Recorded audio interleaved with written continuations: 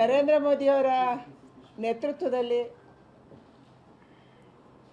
ಮತ್ತೆ ಮೂರನೇ ಬಾರಿಗೆ ಪ್ರಧಾನಿಯಾಗಿ ಅವರು ನಿನ್ನೆ ನೇತೃತ್ವವನ್ನು ತಗೊಂಡಿದ್ದಾರೆ. ವಿಕಸಿತ ಭಾರತ ನರೇಂದ್ರ ಮೋದಿಯವರ ಸಂಕಲ್ಪ.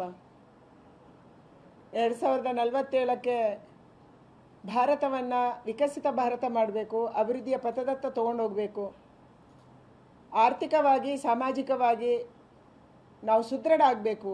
ಇದು ಈ ಸಂಕಲ್ಪದೊಂದಿಗೆ ಇವತ್ತು ಮೂರನೇ ಬಾರಿಯ ಸರ್ಕಾರ ರಚನೆ ಆಗಿದೆ.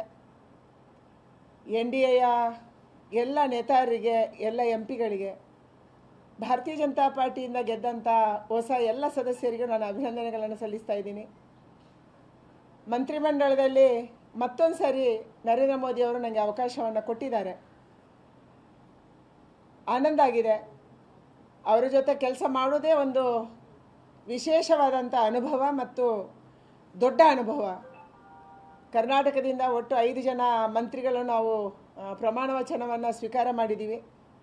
ಬರುವಂಥ ದಿನದಲ್ಲಿ ಯಾವ ಜವಾಬ್ದಾರಿಯನ್ನು ಅವರು ಕೊಡ್ತಾರೆ ಅದನ್ನು ನಿರ್ವಹಣೆ ಮಾಡುವಂಥ ದಿಕ್ಕಿನಲ್ಲಿ ಮತ್ತು ಅವರ ಮಿಷನ್ ಏನಿದೆ 2047 ಆ ಮಿಷನ್ಗೆ ಕೆಲಸ ಮಾಡುವಂಥ ದಿಕ್ಕಿನಲ್ಲಿ ನನ್ನ ಪ್ರಯತ್ನವನ್ನು ಕೂಡ ನಾನು ಹಾಕ್ತೀನಿ ಅನ್ನುವಂಥ ಭರವಸೆಯನ್ನು ಕರ್ನಾಟಕ ರಾಜ್ಯದ ಜನಕ್ಕೆ ನಾನು ಕೊಡೋಕ್ಕೆ ಇಚ್ಛೆ ಪಡ್ತೀನಿ.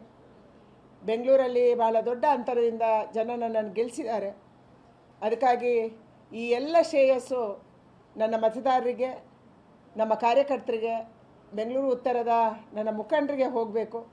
ಬಹಳ ಶ್ರಮಪಟ್ಟು ಅವರು ಕೆಲಸವನ್ನು ಮಾಡಿದರು. ಅವರವರ ಕ್ಷೇತ್ರದಲ್ಲಿ ಹೆಚ್ಚು ಮತವನ್ನು ಕೊಡಿಸೋಕ್ಕೆ ಪ್ರಯತ್ನ ಮಾಡಿದ್ದಾರೆ. ಅದಕ್ಕಾಗಿ ಅವರೆಲ್ಲರೂ ಕೂಡ ಅಭಿನಂದನೆಗೆ ಅರ್ಹರು.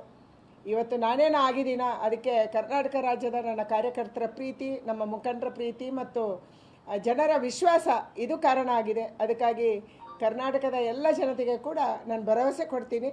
ನರೇಂದ್ರ ಮೋದಿಯವರ ಸಂಕಲ್ಪ ಏನಿದೆ ಈ ಸಂಕಲ್ಪವನ್ನು ಈಡೇರಿಸುವಂಥ ದಿಕ್ಕಿನಲ್ಲಿ ನಾನು ಒಂದು ಹೆಜ್ಜೆಯನ್ನು ಅವರ ಜೊತೆ ಹಾಕ್ತೀನಿ ಅನ್ನುವಂಥ ಭರವಸೆಯನ್ನು ನನ್ನ ಕನ್ನಡಿಗರಿಗೆ ಕೊಡ್ತಾ ಇದ್ದೀನಿ.